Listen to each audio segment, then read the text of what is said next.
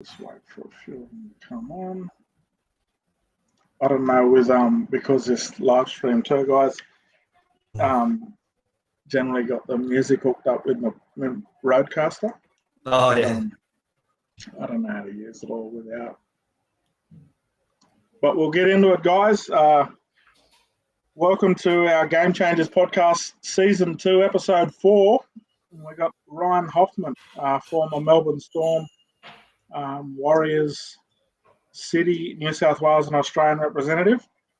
Welcome to the potty, brother. How you been? Yeah, good, thanks, mate. Good, thanks, mate. Been a while since we've had a so it... Definitely been a while.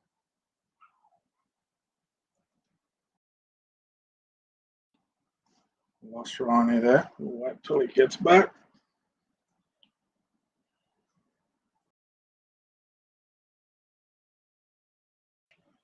So, guys, obviously we had a chat as well while Ryan's sort of trying to come back in with our First Nations Warriors yesterday.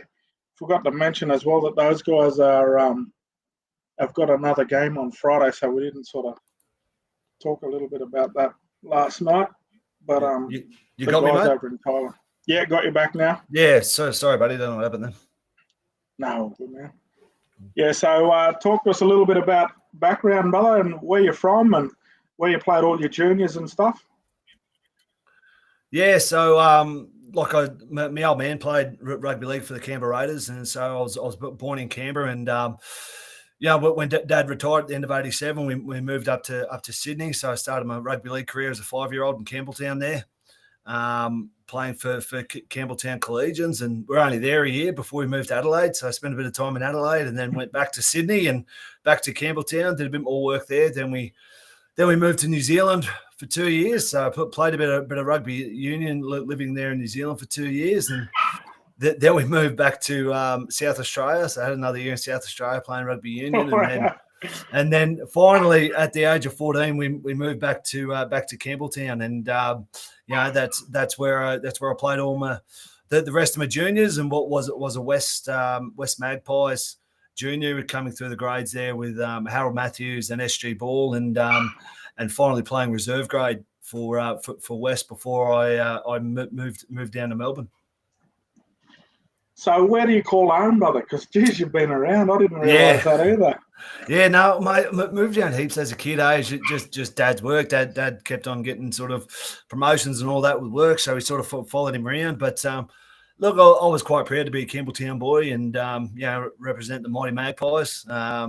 I wasn't part of the Tigers. I was part of the mighty Magpies. So, I was very proud to be a Campbelltown junior and a West junior. So, everyone says to me, where you grew up? I said, grew up in Campbelltown, the C-town. Yeah, nice. What about other sports as well that you played sort of growing up? A lot of the boys that obviously played league come through athletics or played soccer early on and played a bit of rugby. What did you dabble in? Yeah, so I always wanted to play rugby league. Rugby league was the thing. So for me, it was rugby league in the winter, cricket in the summer. I absolutely love my cricket to throw in. I did all the little athletics and all that sort of stuff. And, you get involved with various school sports as well. So I played a bit of water polo. Bloody hell, it's a tough game, water polo. Jesus. But you played a bit of water polo. And, when I was living in New Zealand, I played rugby union because all my mates were playing it, so I thought I'd give it a go. And I played rugby union for 3 years, but I was pretty happy to get back to rugby league. How'd you go with the union? Yeah, look, I actually I played in the Wellington team when I was living in New Zealand with some future All Blacks and Piri Wipu and Corey Jane, Tamati Ellison. So I played rugby union with those. That was only, I think it was a Wellington under 12s or under 13s team with Wellington. So look, it was good. And even at one stage of my career, the Western Force hit me up if I'd be interested in coming over. But mate, I wasn't leaving league. And you played a lot of back row, obviously. You sort of own your craft at back row, but when you play union, different game. Yeah, you're more like a centre or something at union. No, I stayed in the forwards because I wanted to be close to the ball. So I played more of a number 8 sort of role. So as a kid, I jumped around a few positions. Like I was like in league, like I played a bit of centres. Actually, the year I played reserve grade, my last year of high school with West reserve grade, I played a heap of centres. So centres weren't a stranger to me. What about the cricket, bat or ball? I like to think I could do it all, mate. I wanted to open the batting. Don't we all? I wanted to open the batting, open the bowling, and then wicket keep. But no, look, I used to do to be honest, I thought I could bowl all right, but then I'd just come out and try and smack everyone. But would you believe I've actually gotten back into cricket? I've actually because I'm coaching my son's cricket team, so I got roped into playing seniors. So I now play senior cricket. I hadn't played since I was 16, but I'm enjoying getting back into it. Yeah, nice. Let's talk about the footy, brother. Obviously, successful. Did you win any of the junior comps in Harrimatson and ball and that? Yeah, we did actually. Ball, did you? Yeah, we did. We won SG ball. That was amazing actually. We were all local Campbelltown kids, so it was really special at the time for Western Suburbs to win a premiership with all local homegrown kids was fantastic. We had some NRL players in there, Benny Roberts. Benny Roberts. We had Albert Hopewade. We had Dean Collis. Isaac de Goyce, Fultz. Oh God, I forgot about Fultz. But Fultz and Bryce Gibbs, I forgot about both of them. So we had Fultz and Gibbsy as well. So it was really special. We played against the Parramatta team in the GF, and because I didn't do the preseason with the SG ball team, I did the whole preseason with reserve grade. So I was training with the reserve grade, and then I played the last reserve grade trial. And then once I finished that, they sent me back down to SG ball. So then I played that full SG ball season. But we played Parramatta in the final. I remember it. And we were down 16-0 at halftime. And we managed to come back and win 18-16.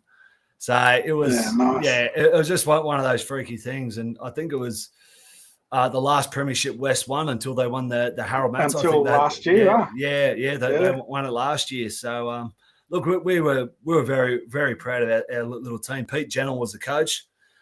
Pete was a great coach, and Cherry Mesher.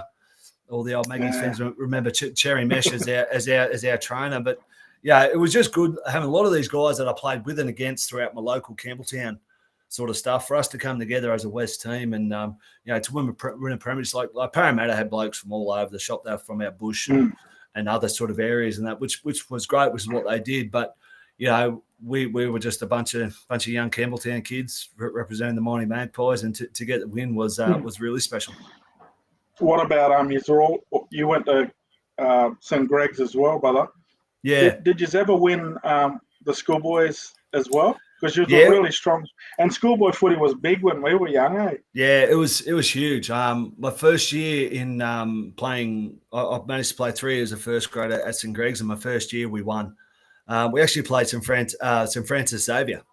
From up Newey. Big Anthony Tupou was in that team, and Big Toops, and we managed to beat them in the final. So to be a part of that was really special. And then the following year, we actually got done in the GF by Palm Beach Currumbin. They had a pretty hot side with guys like Benny Hannett and Kevin Kingston and the like. And then my last year of high school, we didn't go that well. Actually, we got beaten by Kiama, which had old Ashton Sims and Justin Paul and Stevie Ross and all those sort of guys. So you'd remember all them.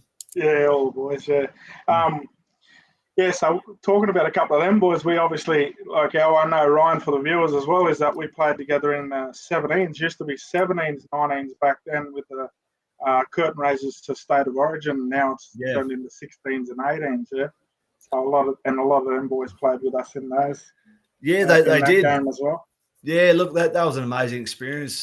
Coached by Potsy, to be able to do that and in under 17s. And it's funny, I played under 17s that year, and then the next year I played under 19s, for New South Wales. We had blokes like Jonathan Thurston and Willie Tonga and all those sort of guys on the team.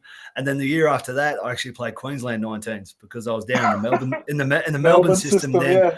And I played a couple of games for Brisbane North, so somehow I was eligible to play for Queensland. So, mate, I covered them all off in 3 years. Let's talk about the transition from juniors to seniors. You just talked about how you won it there with West, and it was the first time ever. And like you said, they've only done it last year for the first time since then, which was 20 years ago. Yeah. Why Melbourne, and how hard did West Tigers back then? Or yeah. No, it was West Tigers. Look, yeah, I enjoyed my time at West, and when I finished the SG Ball season, literally the week after the SG Ball Grand Final, I went straight back up and started playing reserve grade. So they obviously had a bit of a plan for me, but for myself, I just felt I wanted something different. West Tigers, they're in a bit of a transition sort of phase. They had Terry Lamb, the coach, at the start of the year, and he got sacked before the end of the year. And so when I'm coming to make a decision, that they didn't really have a coach. I think the Tigers at the time were sort of struggling with a bit of identity. That was in the period between Terry Lamb and Tim Sheens. And so I was interested in something different, and I was fortunate to have some offers from some other clubs. And Melbourne actually approached me the year before, and I told them I was already contracted at West, so don't worry. But Melbourne came back and expressed interest. The Roosters, they were very interested, and Parramatta, Cronulla, and a couple of other teams. But in the end, it came down to Melbourne and the Roosters. And look, it was tough telling West because Steve Noyce was the CEO. I actually grew up with his son Chris when school. So I've known the Noyces since I was about 10 years old. So I know that they were planning for something and everything, but to be Gibbsy and Fultz and all that were still all guys I grew up with. But I just felt like I wanted something different. And I had the best family life in the world. Like I loved being at home, but I wanted to leave home too. Like I just wanted to see what type of man I become, and just do something different. And in the end, it came down to, as I said, Melbourne and the Roosters. Roosters offered me more cash. Surprise, surprise. But Melbourne offered me the chance to be full time, which the Roosters couldn't do. So, I took the opportunity. I finished high school and went down to Melbourne. And I was an 18-year-old kid, moved down to Melbourne. I didn't know anyone. I knew Craig because Dad played with Craig at the Raiders, but I hadn't seen him since I was about 13, 14. So I didn't know anyone. Moved in with a bloke called Cameron Smith, and we lived together when I first came down. And in the end, it was the best decision in the world because, number one, I got to be a full-time footballer, which is the job I've wanted since I could think. I wanted to be an NRL player and be a full-time footballer. I got to do that. I'm 18 years old and living in Melbourne with teammates, and I train and play footy for a living. And it was a big decision by myself to leave, but I was happy to leave, and my parents were happy to see me go because they knew what I was chasing. But it just the way it worked out. I'll go down there my first preseason. Smithy, I think, had played 2 games the previous year. Bill was fighting for a train and trial contract. Dallas Johnson was fighting for a train and trial contract.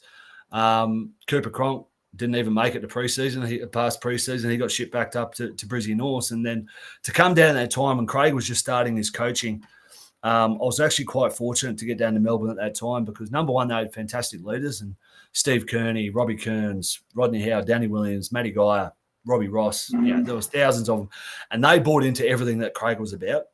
So, Craig flogged the hell out of us. Like, it was the toughest preseason I'd ever done in my life because Craig wanted us tough. But for us young blokes, Smithy and Bill and that and myself, we didn't know any different. So we thought this is what all NRL teams do. So we followed the lead of the senior players, and we wanted to impress them. So we just bought into everything what it was about. Because of their example they set, we bought into what Craig was about. They bought into what Craig was about, and set the platform for a bit of success. And you talk about Cooper Cronk sort of not making the pass pre-season. What were some of the things that you think he found difficult as well? Like he was a Queensland kid, but a lot of the you young fellas, when you played reserve grade, your reserve grade was Q Cup. Yeah. So, like you know all these sort of fellas.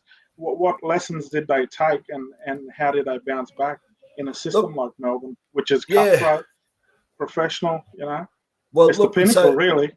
Well, yeah, it has become that. And at the time, I think they had 2 spots left in their top squad, and they brought down 12 players. I was already in the top squad, so they brought down 12 players from Brisbane North, the feeder club at the time, and they said, basically, boys, you're fighting for 2 spots, and I think definitely Bill was the most competitive one, and Dallas, really toughed it all out. So they were 2 got chosen. I think with what happened with Cooper, he realised that, hang on, I've blown an opportunity here. 2 of my best mates are staying down here being full-time footballers, and I'm going back up to Brisbane to do my plumbing apprenticement.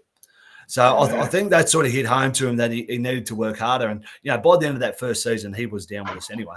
But look, it was big. Having to travel up to, if you weren't playing NRL, you're traveling to Brisbane, sometimes day of the game. I remember my first game for Brisbane North, I had to travel to Townsville from Melbourne, day of the game, and play that night, just because I was on standby. Would you believe I was on standby for round 1, 2003 for Marcus Bai, who had a bit of an injury cloud. So I had to sort of wait to see if he pulled through. Yeah, right. And then, he was a winger. And he was a winger, so you would have probably pushed in the centres. And I would have pushed in the centres, and Steve Bell would have gone on the wing, and that would have been my NRL debut. But no, I ended up travelling to Townsville the day of the game and playing 80 minutes there. And, that was an experience. But that's what you did, because, you didn't whinge and complain about it, because you think, hang on, I want to be playing with the big boys. So I've got to make sure I'm doing my job for reserve grade. I'm going to reserve grade and playing like an NRL player. I'm not going to reserve grade and playing like a reserve grade player. I want to be better than everyone else to prove that, I'm a first grader playing reserve grade, not a full-time reserve grader, Let's talk about your mentality, because you just touched on it then. Who taught you these sorts of lessons, and to be headstrong and, positive and work hard for what you get? Did you live by a quote? Did you read certain books? Yeah. What made you tick?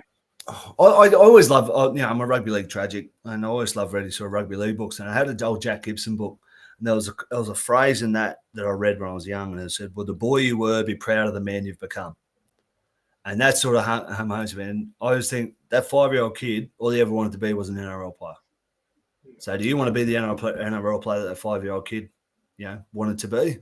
Because you've got the ability to do it. You've been given the opportunity. And, for myself, I was never going to be that guy who was happy with one NRL game. I didn't want just one. I wanted a long career. So, and that's great for some people. If that's all they want to do is play one NRL, that wasn't enough for me. I wanted it all. It might have been arrogant. It might have been whatever. But in my mind, that's what I wanted to do. And I just, all I had to do was go out there and do it.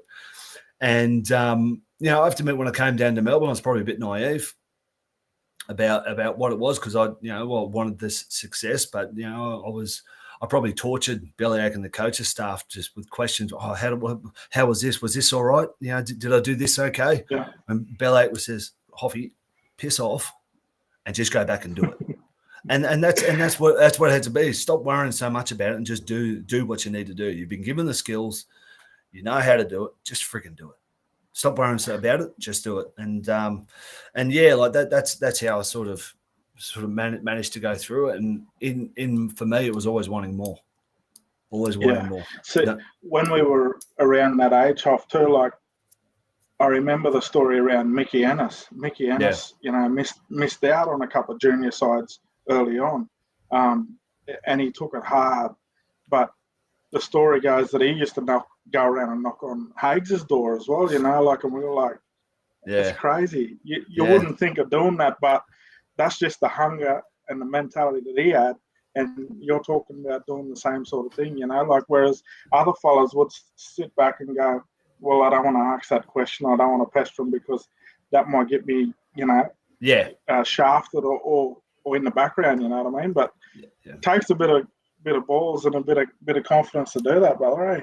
Well, but that's at a young age as well. Yeah, but if that's what you want to do, that's what you want to do. And you go and source out every opportunity you can to improve, because it's cutthroat. You're on sort of, you get your you get a job review every weekend or every training session pretty much. So you got to make sure that you're on.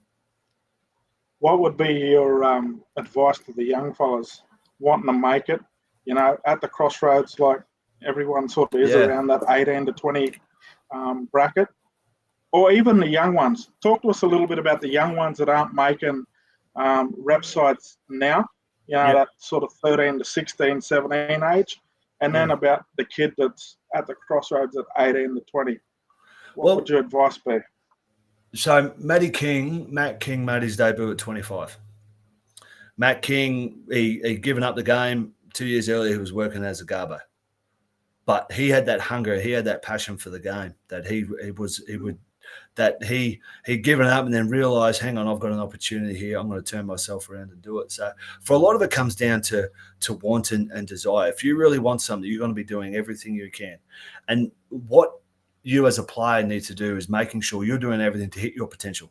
Some people's potential was Cameron Smith to be the greatest player this game's ever seen. That was his potential. Other players, their potential is to play, SG ball. And there's nothing wrong with that. As long as you're doing everything you can and giving you the best chance to achieve your potential, because there's nothing worse, I think, than people who sort of, don't take the opportunities given to them, or take the opportunities that they have created themselves, because it's a waste. Yeah. Talk to me about the first sort of stint at Melbourne. You obviously won a couple of premierships there as well. Yep.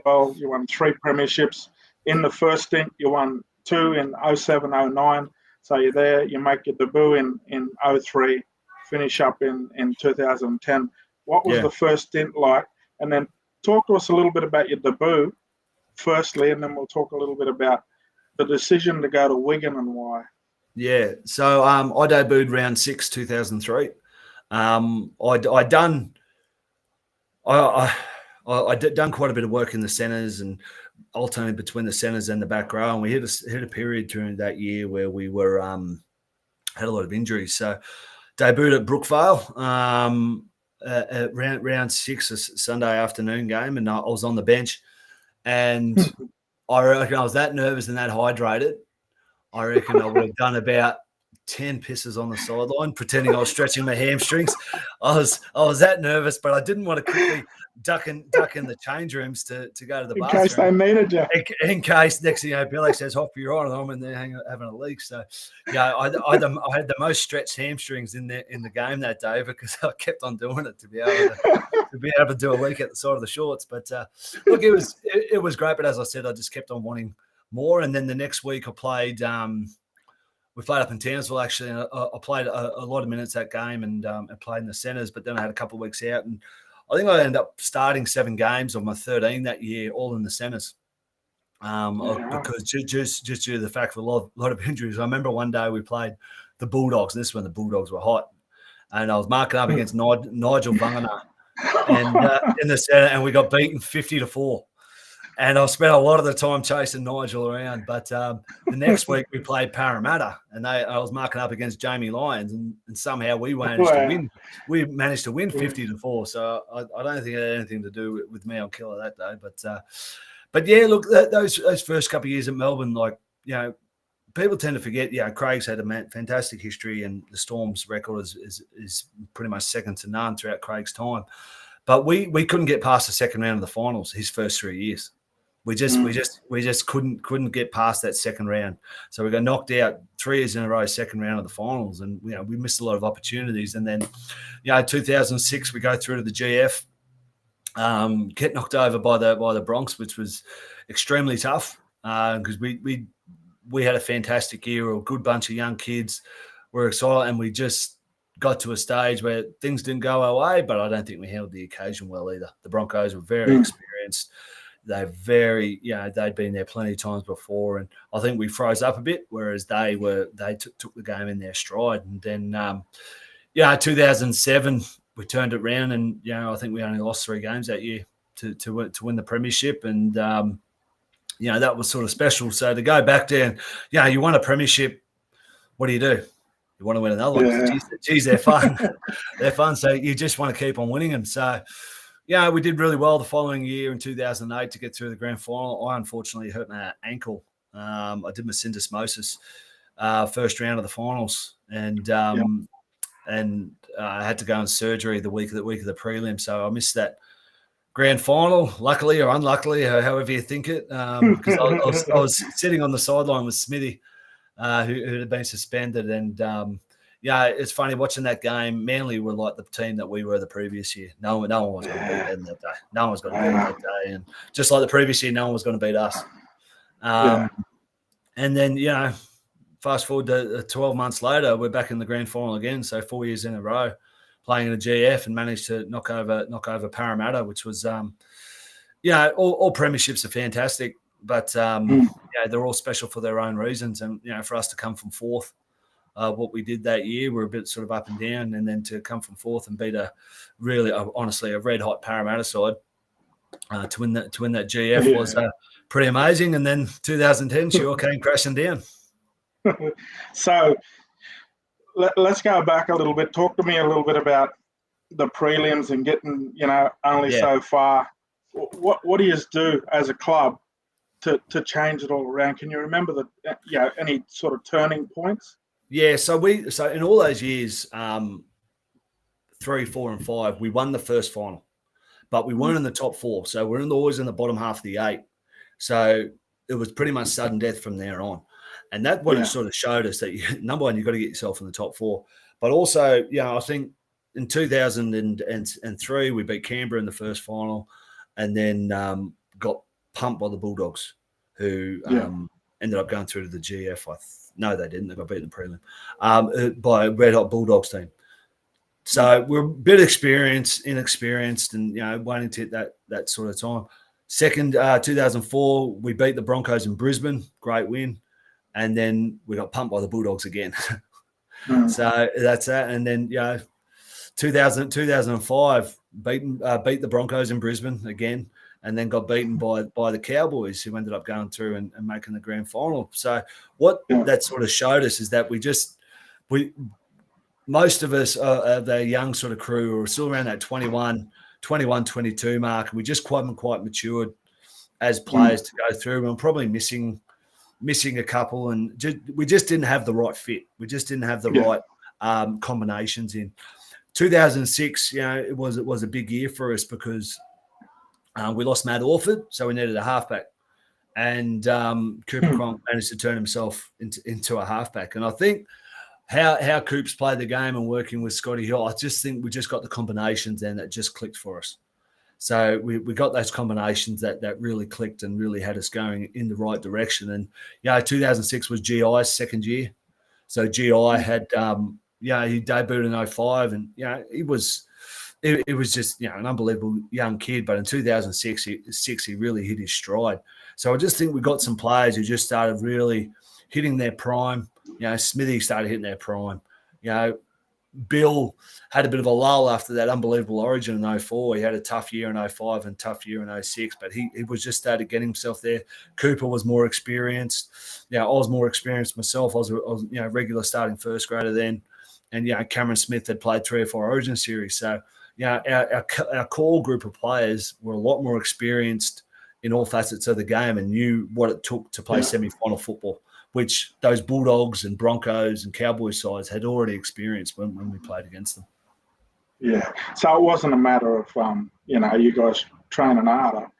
That was always there. It was just a matter we're training hard, don't you worry. We're trying to experience, It was just experience and handling the occasion, and, the guys in our key positions, being experienced first graders and knowing what it sort of took because they played origins, and they'd been experienced in finals games to be able to, play to that standard consistently. 2010 comes, you finish up at Melbourne in your prime. Why Wigan? Why Super League in 2011? Yeah. Look, everyone knows what happens in 2010. It was the hardest thing we ever sort of experienced. And, everyone has their own opinions on it. what I will say is that as a club and as players, we were quite disappointed we didn't get the due process. We didn't get a chance to sort of talk about it and investigate it. We was just wake up one day, then bang, all of a sudden, your world's falling apart. But anyway, so things needed to change. I was in the first year of a 3-year contract in 2010, so I didn't have to go. But Michael Maguire had taken over as coach at Wigan, and he knew I'd always wanted to go and play in England at some stage of my career, and he also knew Melbourne needed to cut some players. So he approached the club, or whether they'd be interested. And Frank Panisi, the footy manager, said, "Mate, Madge rang me up and asked if you'd be keen to go to England for a year." And I was like, "Oh, no, because I want to play Origin. I want to play Origin." But hang on, the more I thought about it, I thought, hang on, would this be the worst thing? I'm 27. I still got good footy ahead of me. It's a good chance to go to England, experience it for 1 year. I know I'll be coming back to Melbourne.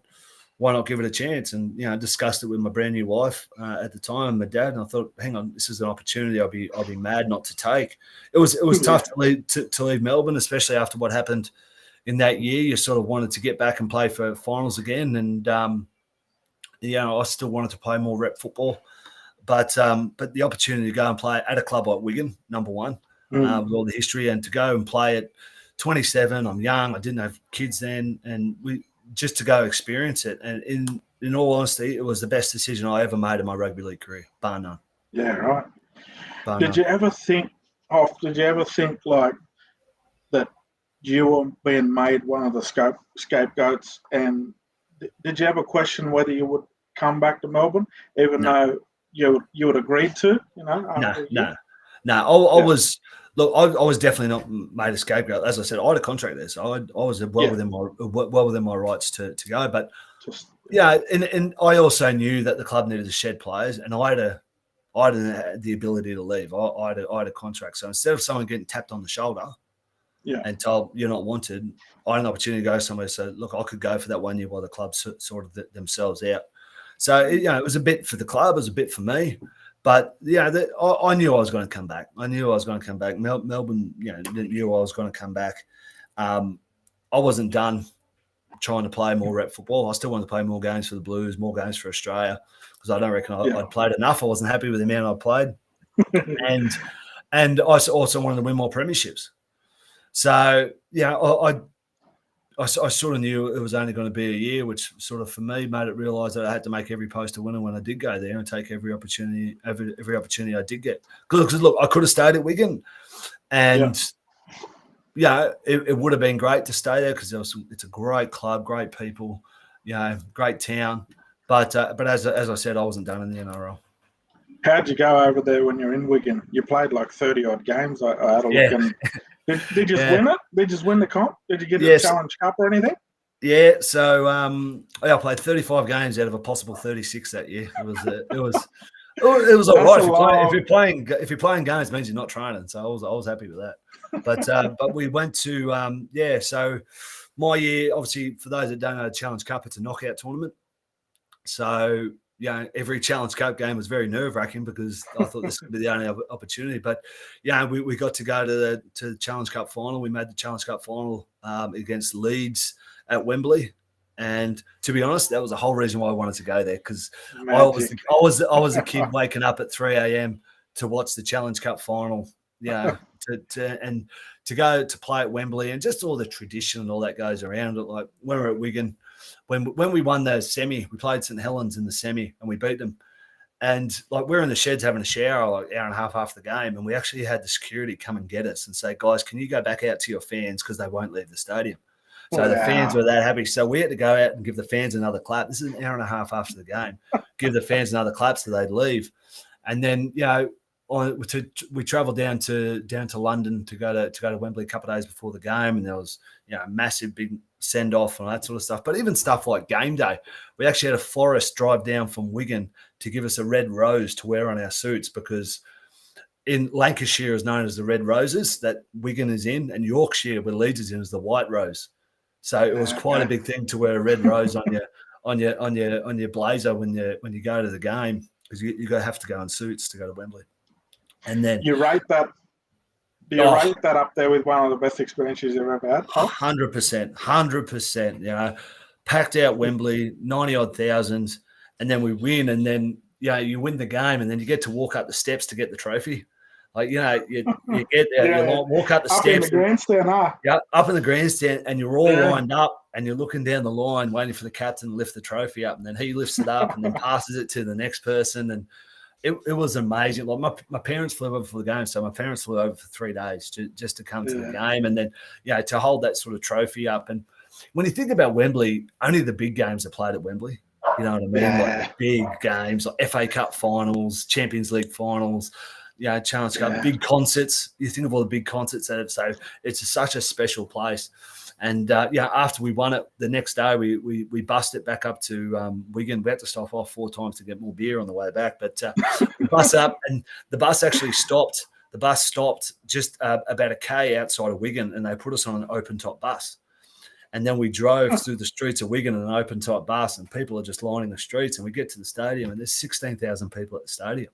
Just to welcome us back with a trophy. And it was the most amazing experience. And how because teams in England, they're all based in small towns, so it's really about your town. Like you play for the town and all that sort of stuff. And they took it so much, and just the whole small town experience was special. Well, I suppose we have a country footy here, but on a smaller scale. But to be able to represent the town I was a part of in Wigan, a small working class town, and bring back the Challenge Cup, and see all their faces and happy with it. Oh God, it was an experience. It was an amazing experience. Loved it. I recommend it to every single rugby league player to go to England at some stage. Have you been back with the family? Have you taken a family back? No, because they're pretty loyal, They're pretty loyal. The clubs over there. Yeah, well, when we went to the World Club Challenge in 2013, I went I popped up to see Wigan play Huddersfield, and I couldn't get through the stands to go to my seat because there's all Wigan people coming out to me. I still get messages from Wigan people. I still talk to a lot of Wigan guys. Sean O'Loughlin's top 5 of the players, best players I've ever played with. He was such a great player to be part of. Tommy Luluai, Sammy Tompkins, like all those guys. It was a very, very special place. Why do you think a lot of them top guys never come across? Like you talked about O'Loughlin, you got your Sinfields and your Seniors and all these legends. Yeah, it's a funny one. Like the way contracts are structured there, they sign them to long-term deals because they want transfer fees. Yeah, okay. So that's the way it's worked. And Sean O'Loughlin, I think, he would have excelled. Like his status would have been up there with like a Sam Burgess, Adrian Moore. Yeah. He would have come out here, but family sort of reasons and all that sort of stuff why he didn't come. But Lockers was an unbelievable player, mate. He really, really was. And as I said, would have loved to have him come over. But look, it's funny. I think you're starting to see more sort of crossover with them coming over because I tell you, there's a lot of talented players in England. Don't you worry, there's a lot of talented players, and they are from those sort of small towns, and sometimes it can be a bit daunting to come over. Yeah. Let's talk about the Warriors leadership. Is that why you went there to the New Zealand Warriors as well? You came back, you had a couple of years again at Melbourne, but you went to the Warriors in 2015. Why the Warriors? Look, I was probably coming to one of my last sort of contracts, and the Warriors offer really came out of the blue. And I sort of looked at it, and it was a great offer and a great opportunity. And I could see what the Warriors were. They were just a sleeping giant that could be the biggest rugby. I'm talking club rugby union, rugby league brand in the world. Like they have 7 million people behind them. So I could just see, and I wanted to be a part of something special over there. And I had the opportunity, and we had a great side. And God, I wanted to work so badly for the Warriors. And I enjoyed because I knew I was going to go over there and be a leader, and that wasn't daunting for me because I'd been a leader at Melbourne and at Wigan, so that wasn't anything that was daunting for me. And the coach at the time was Andrew McFadden, who I'd actually played with at Melbourne, and I thought it'd be a good sort of change for myself, and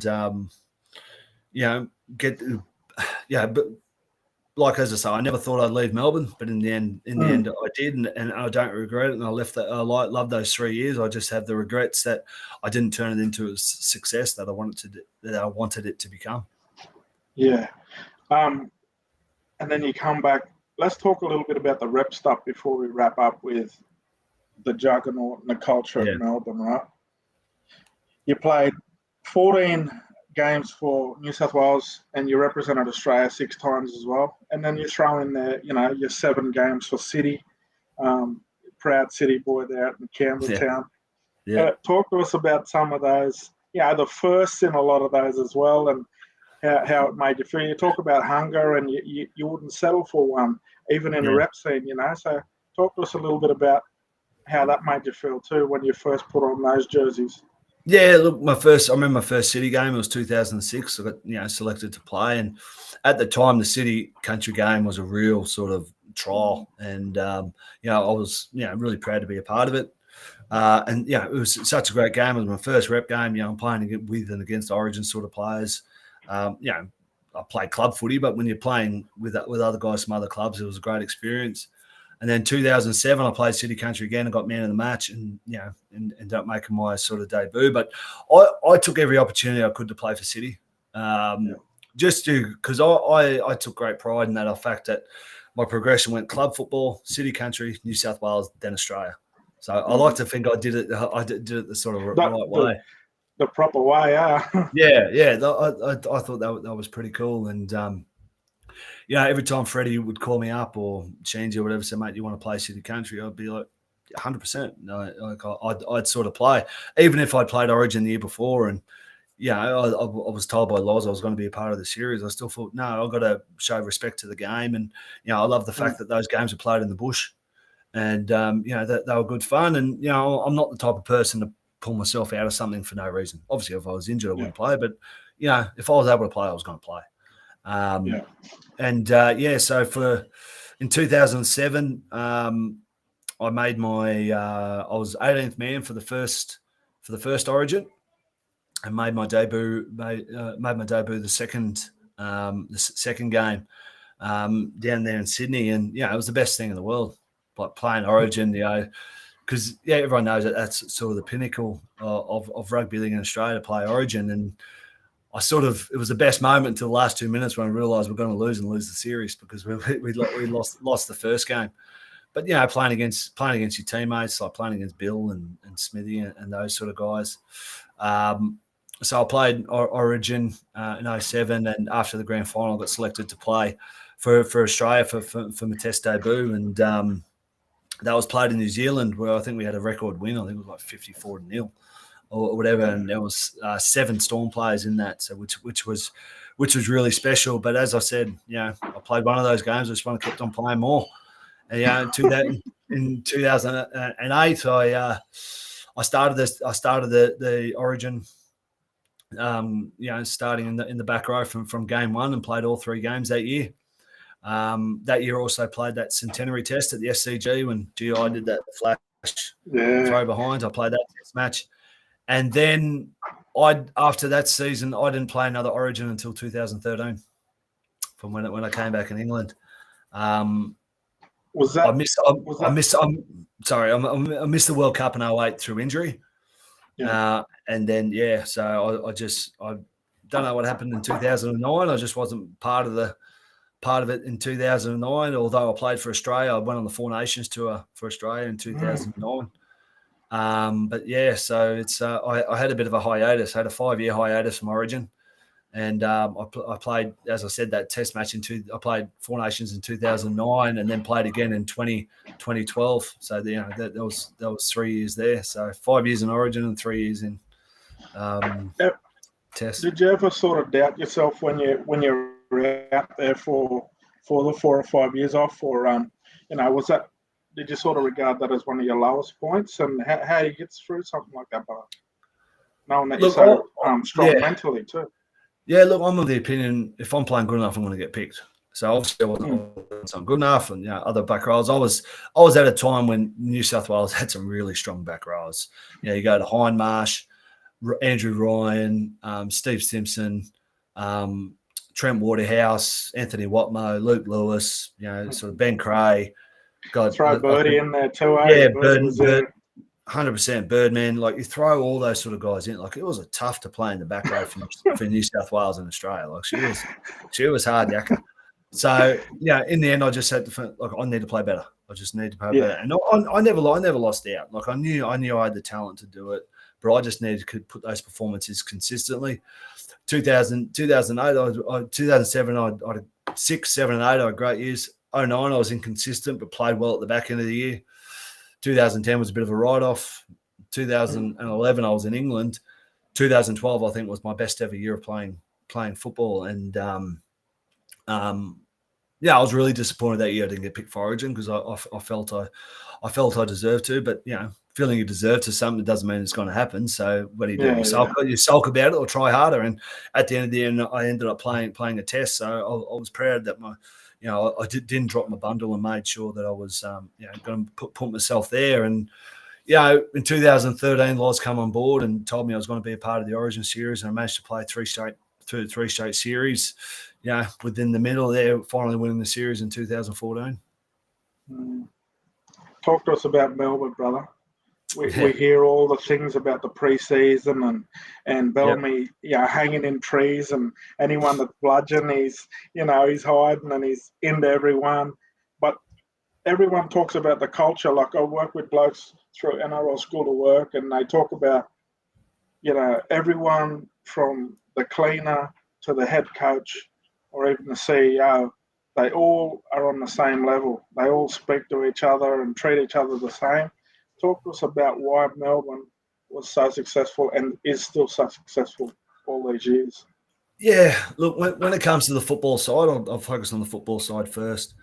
There's no silver bullet with Craig. There's no magic dust he sprinkles on. In the end, he expects hard work and he expects high standards. So it's that's quite a simplistic sort of version. But in the end, that's what he's about: hard work and high standards. Harder work, the more lucky you're going to get, and the best chance you're going to give yourself to play the best you can. And having high standards, not only of the team, but more importantly yourself. You have high standards of yourself. You put yourself at a level where you think you should be, and you don't compromise that. You make sure you play to those standards all the time. You live to those standards. Craig, as a coach, he was great as that he never gave you anything he didn't think you could do. His message were clear and simple. Like, as a back row, I knew exactly what I needed to do to go out on the weekend to play well. I needed to defend. I needed to run hard and make sure I'm doing my lines right and playing to the right structure. That's what I had to do. It was simple. I made sure I do that, because if I'm doing my job well, no one else has to worry about doing my job and therefore affecting their performance. So if we have 17 blokes on a weekend who's doing their job and doing their job well, no one has to work any harder. You're going to give yourself the best opportunity. And that's what Craig sort of built into us. Do your job, do it well. You don't have to worry about anything else. You know what your job is. Craig's told it. It's quite simple. You have the ability to do it. Otherwise, he wouldn't have given it to you. So it's up to you to go out there and frigging do it. So, and making where I get with the high standards is that it's no good having your best game up here and your worst game all the way down here. Like, that's not holding yourself to a high standard. Craig wanted the best and worst game like that. As I say, Smithy's best game was up there, so he made sure his worst game was there. Whereas you get someone like, a player that I absolutely loved playing with and was so happy he won a premiership, Jamin Lowe. Jamin Lowe was, a bench forward, but he did his job perfectly well. He was never going to run 100, score a try. He's never going to make 100 tackles. But we needed him to run hard and just tackle. And that's what he did. And that's what he did. That's what he did consistently. He did it all the time. But he played to his standard. And, that's what made Craig so good. And, we gave ourselves the best opportunity by training hard in the preseason, not compromising in that. And when you talk about the culture of the place, you got to be a good person, as you know, mate. If you find out in rugby league, you get found out if you're not a good bloke. And being a good bloke isn't that hard. All you got to do is make sure you say hello to people. You're doing your please and thank yous, and keeping yourself sort of grounded. And because you're not anything special, to be quite honest, just because you play rugby league. And I think that was a benefit of me going down to Melbourne. A lot of people starting their careers in Melbourne, where you have, this is all. you're not the biggest show in town. AFL's the biggest show in town, so you do fly under the radar a bit. So you have that bit of humility, because a lot of people in Melbourne didn't care at the time. We were down there, which kept us quite grounded. Yeah, I'm proud to say, rugby league's quite big now in Melbourne, which is great. But at the time, it kept us grounded because there was no reason to be arrogant, because we had nothing to be arrogant about, which I think set the thing. And fortunately, I think whether you got a good culture or a bad culture, it's very hard to break because of the people involved. And we're quite fortunate in Melbourne that they've got a very, very strong culture because of the people. And you went back there after you retired, brother. You worked there as well. Talk to us a little bit about the role.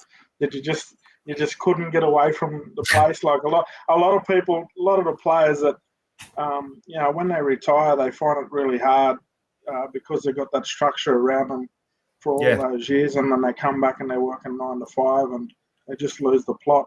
You were lucky enough to be there at the club. Talk to us about your role. So I thought I wanted to stay in rugby league when I retired, but I wasn't quite sure what capacity. I didn't want to be a coach. I didn't see coaching, even though I enjoy coaching. They work too hard, so I didn't want to be a coach. To be honest, I didn't want to have my livelihood in the hands of a bunch of 25-year-olds every weekend. But no, look. So Frank Panisi came on board as football director, and when I saw his role and how much that sort of footy manager role has changed, I realised that could be a good avenue for me. So I did my bachelor's of business while I was playing, and I teed up with the club for when I retired. There was going to be an opportunity to step in as football operations manager, and so much of my whole life has been about rugby league. I reckon if I would have left rugby league straight away, I would have really struggled. I would have really, really struggled because even staying in rugby league, I found out that a lot of my identity was put in rugby league, and it took me a bit to realise that I was much more than Ryan Hoffman, ex-NRL player. There was a bit more to me than that. So I struggled with a bit of sort of identity and all that sort of thing. But I think staying involved in rugby league sort of helped me. But it did give me an opportunity. So now I've been in rugby league, I realise, without it being forced upon me, that I wanted to step back from rugby league, which is why I've stepped back from the Storm and now working that 9 to 5, which because I lived that rugby league life for 20 years. Just even when I was finished playing, I was still living the life, like traveling, going to training and doing all that sort of stuff. I was basically living the life of a rugby league player without playing. And I realised, okay, I'm ready to finish that part of my life. I'm ready to finish that and move on to something else. But I was very grateful, and I really enjoyed doing my job. As operations manager, to be a part of it, to be a part of a grand final winning team in 2020, and just seeing the off-field sort of side of it and see the work that goes into it, not only in the football department but also in the commercial side too. I really, really enjoyed that part. And what are you doing now? You said you sort of stepped away from it. Yeah, so I was lucky enough that I was involved with Puma my whole career. That they sponsored me, so I've actually joined Puma as a sales account manager for all their licensed teams. So looking after their AFL teams and state of origin teams and the like. Looking after those accounts, and so I'm still involved in sport, still involved in that sort of area. But I get to do more stuff with the kids. I get to be more present at home, and I reckon if I would have sort of stepped back straight away, I might not have realised how important that was to me. But because I still went into it and realised, okay, I enjoyed this part of it. I'm enjoying doing it, but I want to experience something else. I want to be, 20 years is enough for me living this life. I want to live another life, and that's being more present as a husband and a father. Talk to us about that life. It's great. What do you like? What do you like as a dad? You got the young ones in sport, and are you one of them ones that you got to work hard, or are you just I love seeing them do it. I love being a part of it. I love going to watch. I've coached me. There he goes. There's my young bloke just there. I've coached my young bloke's basketball team. I'm coaching his cricket team right now. I love taking my daughter to gymnastics, netball training. I'm enjoying that part of it, being more active sort of in their lives, not missing games and all that sort of stuff because I'm not there on the weekend. But also as a husband too, I feel I'm a lot more present for my wife, and I've been able to assist her in her career. Like she put her career on hold for 20 years for me. So to be able to be more present at home for her is something really important to me and something that it's proud that I'm able to do. But, it's funny. I've got an AFL club at the end of the street, but my young bloke wants to play rugby league, which is 40 minutes away. But what do you do? What do you do? The young bloke wants to play footy. I'll take him to footy. So, it's just great that I can do these things. Proudest moment in your career, brother? Talk to us about it. Oh, proudest moment in my career. I'm proud of my career, to be quite honest, because I felt I got everything out of it. I felt I squeezed every last drop. I achieved everything I wanted to achieve. I won an Origin series, played for Australia, won premierships, won a Challenge Cup. I feel like I wanted to tick everything off in the rugby league book, so to speak, and I really feel I did that, and I was quite proud of that. Who did you look up to as a young fella? Oh, look, easily Dad. I looked up to my dad. My dad played over 100 games for the Raiders. So, I was just in awe of him because that's what I wanted to do. And, in my career, I was fortunate to when I first came down to Melbourne, I attached myself to a bloke by the name of Stephen Kearney. And for another back rower, a professional back rower, a leader, a captain of his country, for me to have him as – whether he liked it or not, I followed him around everywhere. I don't think he wanted me as his roomie, but I ended up being his roomie. But so I really looked up to Steve and his approach to the game and his preparation in the game, which I think carried on to. I took a lot of things what Steve did and put it into my career. You definitely encourage young fellas to do that too, eh? Yeah, 100%, and that's what I think. I've even looked since I've retired. Like I remember when Harry Grant came. And Bellak came up to him one day and says, "Mate, why aren't you just attaching yourself to Cameron Smith?" And he goes, "Oh, I don't know." And he's like, "Mate, you got the best hooker the game's ever seen. Attach yourself to him." And that's when you start, when Harry's sort of thing started to change.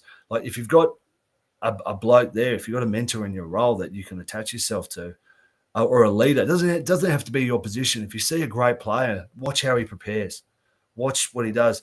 What you might only pick up one or two things, but those one or two things might make the difference between you being a reserve grade or an NRL player or an NRL player and a test player. Yeah. Best player you played with? Yeah, geez, I've been a bit spoiled. Look, you have been very spoiled. Been spoiled. Look. Cooper Cronk was the hardest worker. Yeah. Billy Slater was the most competitive. GI was the most talented, but Cameron Smith was the best, mate. Billy, GI, Cooper, they're fantastic players and arguably the best players ever in their position. But Smithy was the bloke who decided if they got the ball because everything started with Smithy. You know what I mean? Like everything started with him and his composure. And as a leader, when you're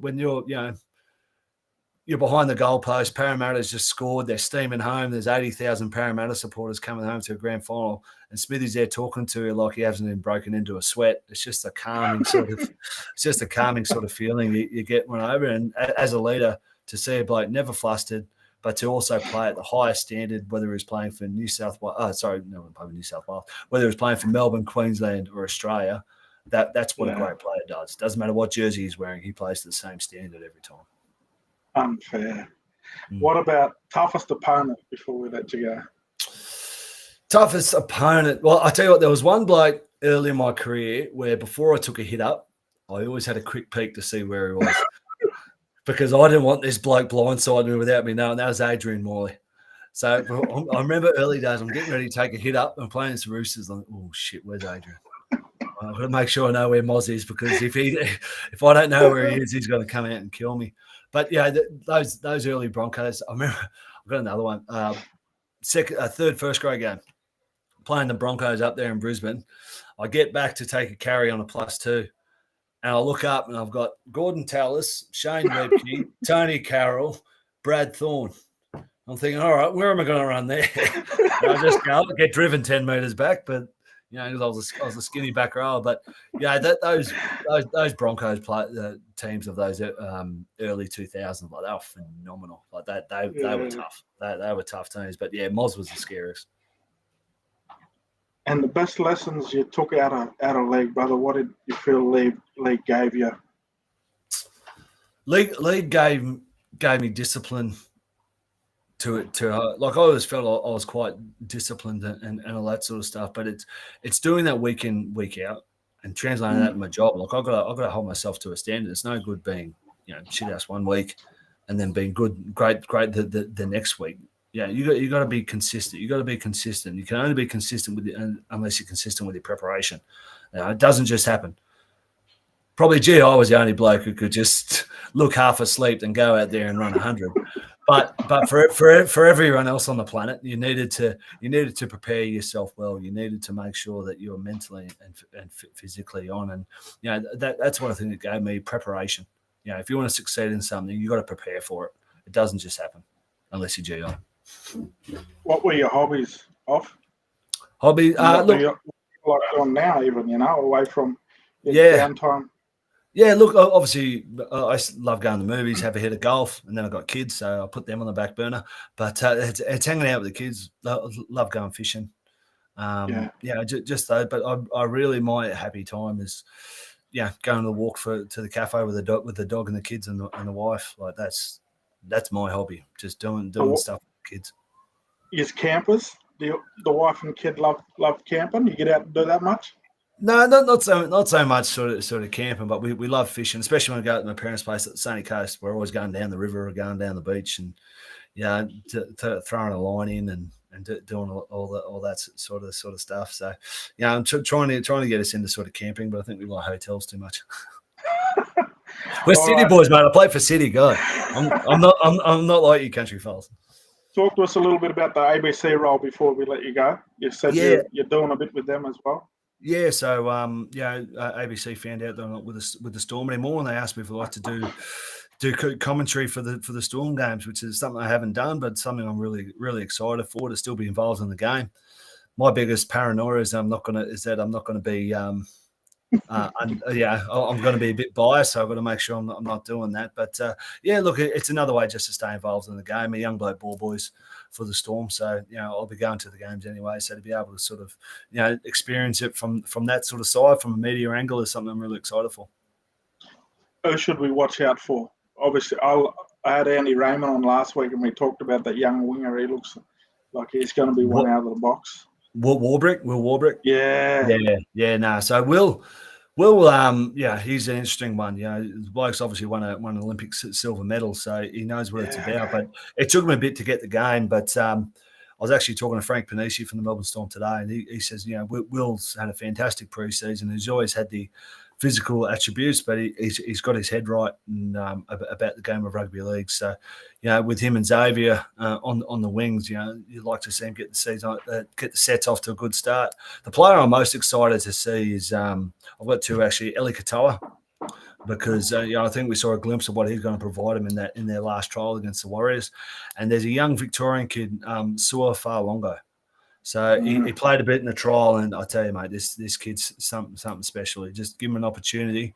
He's a good, humble young kid. He's a Victorian kid, and he's something that can be really special for the team. And he's a bit stockier than Paps, but he could fill that number 14 role very, very well, and hopefully get the same place in NRL this year. Any relation to David? No, he's not. Well, probably they're all cousins, aren't they? So, but no relation to Dave as far as I know, because he's a Melbourne boy, old Sewer, but really good young kid. Really good young kid. All right, brother. Appreciate your time. Reached out to go straight back to me. Nah, mate. Took an hour of your time, but a lot of good messages out of there, brother. And everything you got, you worked hard, you earned it. So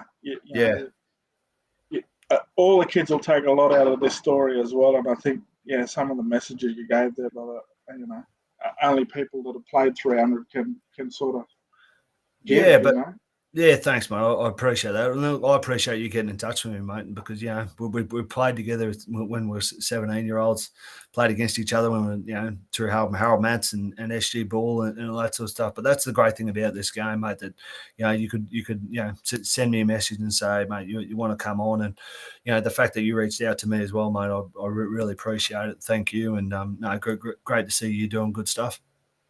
Good to see you, brother. And say good day to Hinchy for me. Yeah, I will do the Cliff. I've got to get him on, mate. I'll get him on. I'll have a yarn to the hinge.